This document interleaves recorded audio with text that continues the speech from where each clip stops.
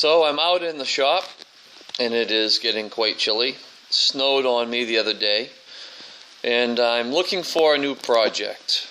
Money is a little tight, and materials are few and far between. So I had an oak board a fella gave to me, just an old, maybe it was a shelf, I don't know. And I got to thinking, could I turn that oak board into a violin maybe? So I did some cutting, and I'll show you what I ended up with. Well, I started with cutting some strips for the violin sides, just to see if I could do it. 1 millimeter thick. And it turned out it was nice and flexible, and I was really pleased with how they came out, and there's some nice curls in the grain. So I took that one step further, and I started putting a violin together. So this is my form that I've used for my Guarneri fiddles, and as you can see, I've already got the C-bouts in place, and they're gluing up, and then I'll proceed to bend the rest of the wood, and I'll have oak fiddle sides. So I need an oak back to match, and I need an oak neck. So here's the board, little drip of paint on there, and I traced out the shape of the violin and matched up the grain as best I could. The board wasn't long enough to make one seam all the way down the middle, so I did a little creative cutting and gluing, and it's drying up, and that will give me a complete violin back. And then what I had left over is right here, and this will be the violin neck once this glues up, and we'll see how that goes.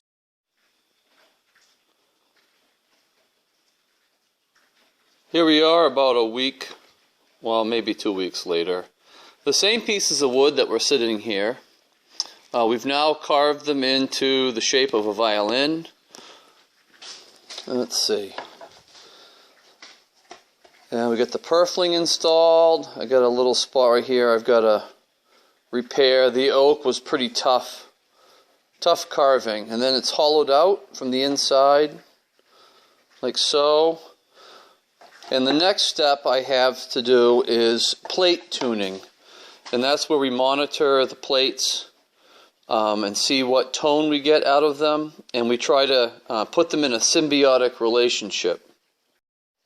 I use a piece of software called Audacity, and we check the tone of each plate and note the peaks in the frequencies, and the points that we're looking for are described as modes, and I'm not getting a clear peak on the mode 2. So what I'm going to do is I'm going to do a audio test using my sound generator in a speaker. So over here I have set up my little speaker, and I'm going to plug it into a tone generator, and then we're going to set a plate on top of these little foamy pads, kind of like that, depending on what I'm looking for. And then we're going to add tea leaves. That's my favorite. And we're going to see what we get for a pattern in the tea leaves. And no, I'm not telling my fortune using this method. Here is my top plate set up on the speaker. And I've got my tea leaves on there. And I've got my tone generator app. And I'm looking for the mode 2 to give me an idea of the stiffness and the grain. And I think I found where this one resonates. So I'll show you what happens to the plate when you hit the right frequency.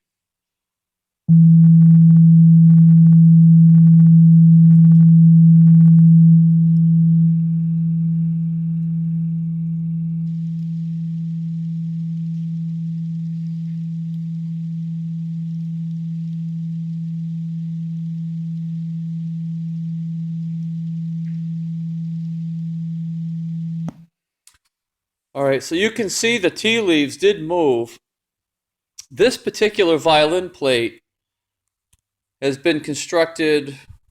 There goes my focus. Hello, focus. Pause. Yeah, that's better.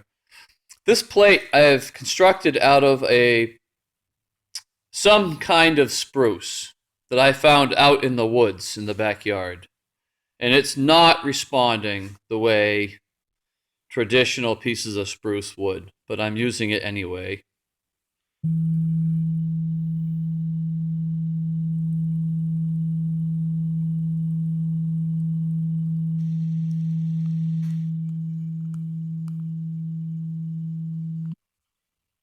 So I lowered the frequency a little bit, and I got a little more clarity. So it looks like my mode 2 is 162. I'm going to test what's called the mode 5 here, and on this plate, software on the computer predicted 350 cycles per second, so we're real close to being 350. Get closer, and we'll give it a shot and see what happens. So what we get,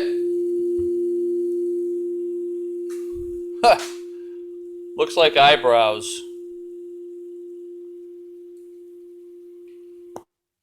That's what we get for a little face on there. That gives me the mode 5 frequency. I bet you never thought you'd have to use hearing protection when you're building a violin. But it's necessary when you're generating these tones. Those sound waves are really powerful and you can damage your hearing. You'll notice first your ears will hurt, you'll get a splitting headache. The rest of the people in the house will start complaining and clearing out. I highly recommend hearing protection when you're messing around with your violin plates. So what I have next here, so now that we've established some idea of what the frequencies are of these plates, now it's time to do finish up the edges, the points here, and round off the edges, get them to fit the way I want them. We have to build a bass bar for this plate and then cut the F-holes, and getting close to assembly time, so it gets exciting after this. It's been just about 2 weeks since I started tuning the plates. I had to do some adjusting and fitting. I glued the oak plate onto the garland, which is the outside edges of the violin. I finished tuning the belly plate, the top plate, carved the F-holes. I installed the bass bar, and then had second thoughts about the bass bar, and I removed it. Did some more carving, put a new bass bar in, and I had some ups and downs. I was going back and forth between a cold shop. It was cold out here. Some days I was out here in the mid-30s, 40 degrees. And then I'd go into a warm house, and it was causing some difficulties with the wood. So I got the corpus, or the body of the violin, put together, and then we came to Thanksgiving, and I needed something to keep my hands busy and do something else besides watch football. So I had some oak left. I laminated it together, and over Thanksgiving, and this is Saturday after Thanksgiving, and then Friday, I finished carving the neck and the scroll. And late last night, just before midnight, I attached the neck to the body. So I have that here. I'll show it to you. So here's our violin. Glued together. The F-holes are done. Interesting coloring on the spruce. There was a little accident I'll tell you about. I had a kitty cat sitting up on the desk. And I think someone scared him, and I got a little drops of cat pee on my fiddle. So I washed her down pretty good and used some baking soda. And I've got some kind of a neat patina on the violin now. I have not finished these edges here. Maybe later today I'm going to finish my points. So here's the sides, kind of neat looking oak in the back, and I have some little odds and ends I'm going to clean up over here. This little thing right here is a little peg I use to line up the top or the back, either one, when I'm going to glue it, so I can drop it right into place. This here is the button, called the button. It's just roughed in. I haven't finished carving it yet. And then here's my neck and scroll. You can see by the grain, two pieces laminated together. It's kind of a neat chevron pattern there, or herringbone maybe. Flip it over.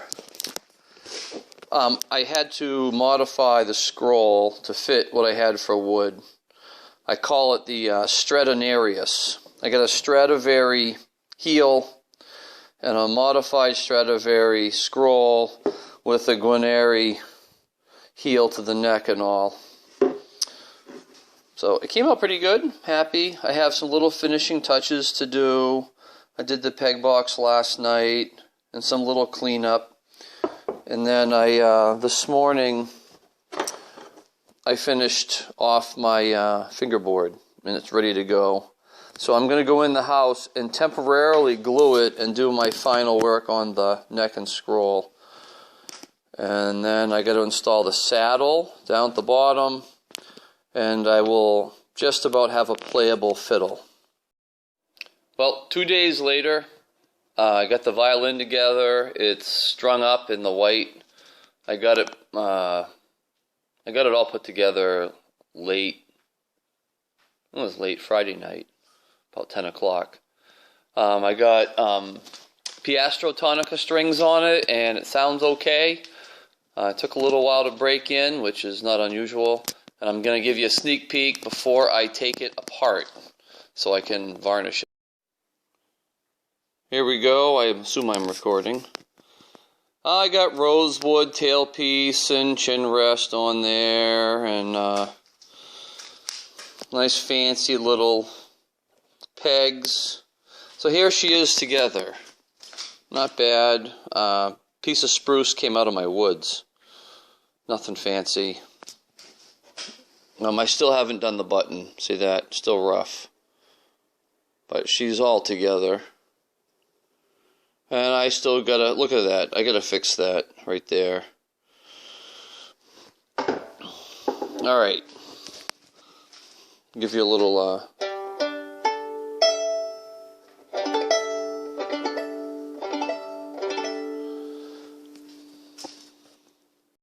So bear with me. It's freezing out here.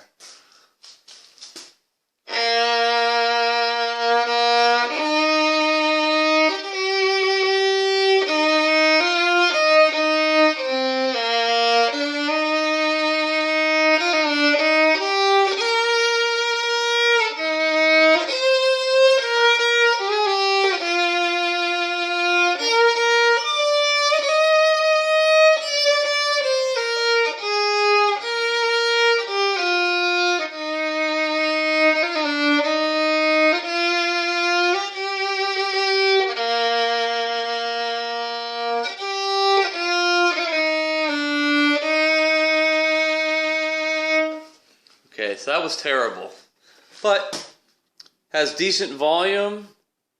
It projects at least as good as my fancy Holstein fiddle. Tone's not bad.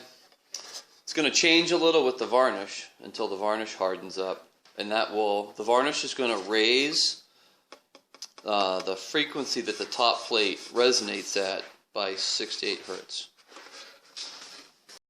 The varnish is on. Next update will be a finished fiddle.